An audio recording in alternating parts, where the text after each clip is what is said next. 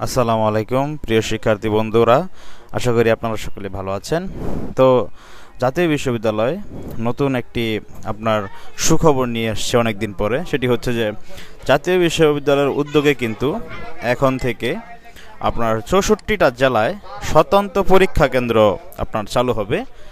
বাংলাদেশের 64টা জেলায় জাতীয় বিশ্ববিদ্যালয়ের উদ্যোগে স্বতন্ত্র পরীক্ষা কেন্দ্র চালু হবে। এর মধ্যে আপনার 8টি লার্নিং সেন্টার, একটি শিক্ষক প্রশিক্ষণ কেন্দ্র এবং 8টি আঞ্চলিক কেন্দ্র স্থাপন করা হবে। আপনারা জানেন, গত 22শে এপ্রিল মঙ্গলবার আপনার ধানমন্ডিতে জাতীয় বিশ্ববিদ্যালয়ের উপাচার্য professor doctor S M Amanullah সাহেবের সভাপতিত্বে সিন্ডিকেটের 268তম সভায় সিদ্ধান্ত গৃহীত হয় যে জাতীয় বিশ্ববিদ্যালয়ের উদ্যোগে বাংলাদেশের 64টি জেলায় স্থাপিত করা হবে স্বতন্ত্র পরীক্ষা কেন্দ্র। তো এটি একটি খুবই সুখবর যে জাতীয় বিশ্ববিদ্যালয় অনেকদিন পরে এমন একটি উদ্যোগ গ্রহণ করেছে।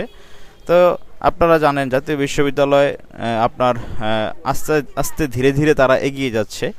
আপনার স্বতন্ত্র পরীক্ষা কেন্দ্রগুলোতে জাতীয় বিশ্ববিদ্যালয় নিজস্ব পরীক্ষা অনুষ্ঠিত হওয়ার পাশাপাশি জাতীয় পর্যায়ের মাধ্যমিক, উচ্চ মাধ্যমিক সার্টিফিকেট পরীক্ষা এবং পিএসসি সহ অন্যান্য বেসরকারি চাকরি নিয়োগ পরীক্ষাও এখানে সম্পূর্ণ করা যাবে।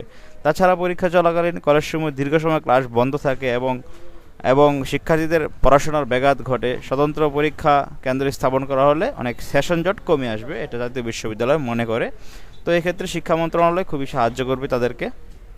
তো জাতীয় বিশ্ববিদ্যালয় নতুন একটি উদ্যোগ গ্রহণ করার জন্য আমরা জাতীয় বিশ্ববিদ্যালয়কে স্পেশালি অনেক ধন্যবাদ জানাই। কারণ জাতীয় বিশ্ববিদ্যালয় তাদের যে উদ্যোগটি নিয়েছে 64টি জেলায় তারা স্বতন্ত্র পরীক্ষা কেন্দ্র স্থাপন করার মাধ্যমে অনেক অনেক পরীক্ষার্থী তাদের সময় অনেক বেঁচে যাবে। তারা অনেক দূরে দূরে গিয়ে অনেক ব্রিজ, কালভার্ট, অনেক ব্যাকওয়ার্ড প্লেস গিয়ে অনেক দূরে দূরে গিয়ে পরীক্ষা দিতে হতো, কিন্তু এখন থেকে এই আপনার 64টি জেলায় যে স্বতন্ত্র পরীক্ষা কেন্দ্র চালু হবে, এর ফলে অনেক উপকার এবং সুবিধা সকলেরই হবে।